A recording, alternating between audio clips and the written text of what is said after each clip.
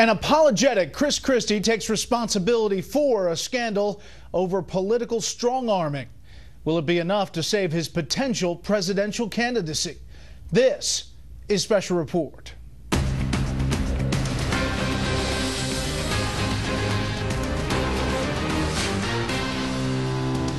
Good evening, I'm Brett Baer. New Jersey Governor Christie, known for his head-on approach to politics, today dove headfirst into a scandal that threatens his potential presidential hopes. Christie portrayed himself as betrayed, humiliated, and ultimately accountable for the use of traffic jams to settle a political score over his re-election bid. We have Fox team coverage tonight. Britt Hume gives us his take on how Christie handled the situation. Mike Emanuel zeroes in on the politics here, but we begin with senior correspondent Eric Shawn in New York with the anatomy of a New Jersey Sopranos-style scandal. Good evening, Eric. Good evening, Brett. Well, it was a 1-hour and 48-minute news conference where a contrite and repeatedly apologetic governor said he's sorry. I come out here today to apologize to the people of New Jersey. I apologize to the people of Fort Lee, and I apologize to the members of the state legislature. I am embarrassed and humiliated by the conduct of some of the people on my team. Calling himself heartbroken, saying he was blindsided, Governor Christie tried to deal with the scandal sparked by some top-level officials of his administration, staff, and campaign.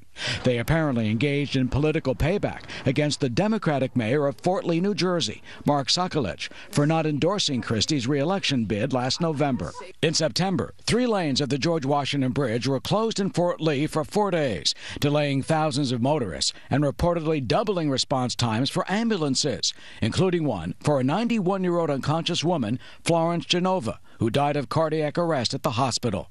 Her daughter told the New York Times that she does not believe the closings had anything to do with her mother's death, simply saying it was just her time. The Port Authority claimed the closings were for a traffic study until the texts and emails emerged. Christie fired Bridget Ann Kelly, seen here on the right, his deputy chief of staff, who sent texts and emails about the closings, saying she lied to him. One of her emails declares, "Time for some traffic problems in Fort Lee."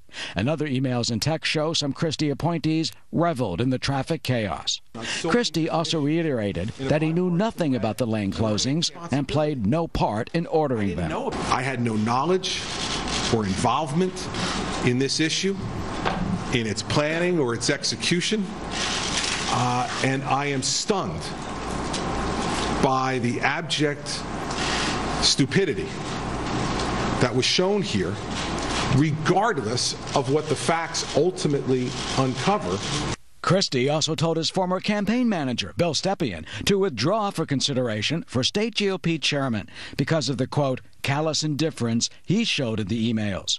Just hours later, Christie's number 2 appointee to the Port Authority, David Wildstein, who was involved in some of the text and emails, took the fifth when summoned to a New Jersey State Assembly Transportation Committee hearing on the closings. Wildstein was held in contempt. On the advice of my counsel, I respectfully assert my right to remain silent. Well, late today, the governor went to Fort Lee and met with Mayor Sokolich to apologize face-to-face. When he emerged, Mr. Christie said they had a good, productive, and warm meeting, and he again offered his apologies to the people of that city, some of whom applauded him as he left. Brett? Eric Shawn live in New York. Eric, thanks. Let's focus now on how this affects Governor Christie's presidential potential. Chief Congressional Correspondent Mike Emanuel has that part of the story tonight. I am responsible for what happened. I am sad to report to the people of New Jersey that we fell short.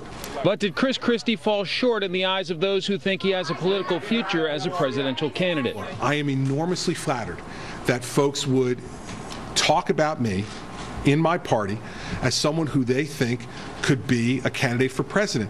But I am absolutely nowhere near beginning that consideration process. Former Obama White House senior advisor David Axelrod tweeted that Christie handled it about as well as he could.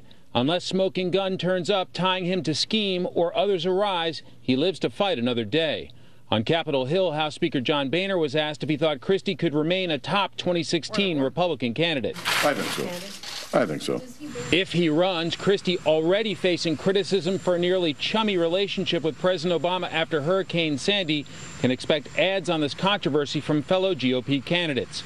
Part of his likely response will be this shouldn't be a fatal mistake. We're really talking about, will fellow Republicans view this as, a one-time strange event, or do they see this as indicative of a deep flaw in him?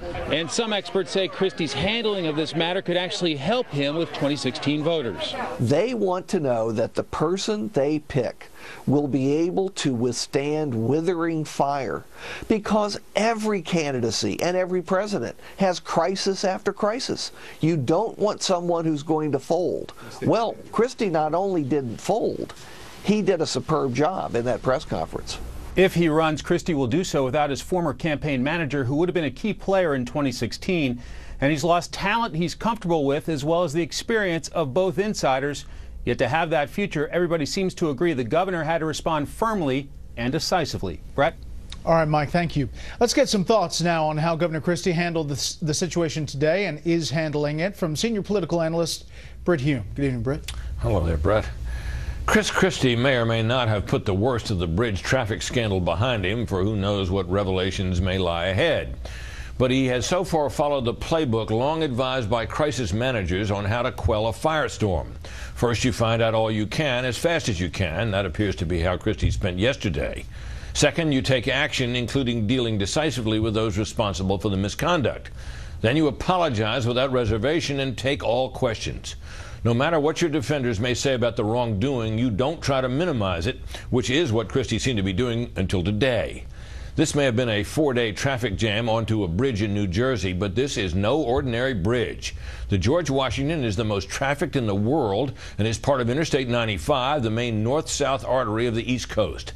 Millions of Americans who don't live anywhere near New York or New Jersey have traveled across that bridge, and few can forget what an unpleasant trip it is, even when the traffic is light, which it almost never is. So this is a scandal that many, many people can easily imagine affecting them. The verdict on Christie's handling of it after the deadly email service yesterday would seem to be so far so good. How good, though, depends on the final and most important tenet of all scandal management. Tell the truth. If you do, these things usually blow over. If not, they don't. Brett? Is one of the things that draws people to this and potentially why it's so devastating is about the power of government. The fact that a deputy chief of staff, even if he didn't know, could write an email and could do that is pretty astonishing. Right. I mean, we learned in the IRS scandals that people in the bowels of government can affect people in a very clear way. People can get that. They get this, I think. And you see that to me at least, young woman with her sort of preppy look and her string of pearls with the matching earrings, and that person could pick up the phone or whatever she did to trigger this and cause this mess for 4 days in that city in Fort Lee, New Jersey, is kind of a painful reminder of what government can do. It can mess your life up. And obviously we don't know all the ins and outs yet, but this investigation is continuing. It is indeed, and you had to, one guy takes the fifth today. You don't want to have guys taking the fifth and that are associated with you. Doesn't help. Okay, Brett, thank you. Up next, is President Obama about to change how the NSA tries to keep America safe? But first, here's what some of our Fox affiliates across the country are covering tonight. Fox 13 in Tampa with a new smart home for a wounded vet. Sergeant Michael Nicholson lost both legs and an arm in Afghanistan. His new house is equipped with sections that lower to accommodate access from his wheelchair. Fox 13 in Salt Lake City with the ACLU announcement that it will file a lawsuit against the state of Utah for refusing to recognize same-sex marriages performed there in recent weeks. And this is a live look at Los Angeles from our Fox affiliate there, KTTV. The big story there tonight, the trial of 2 police officers accused of fatally beating a homeless man now goes to jury. That's tonight's live look outside the Beltway from Special Report. We'll be right back.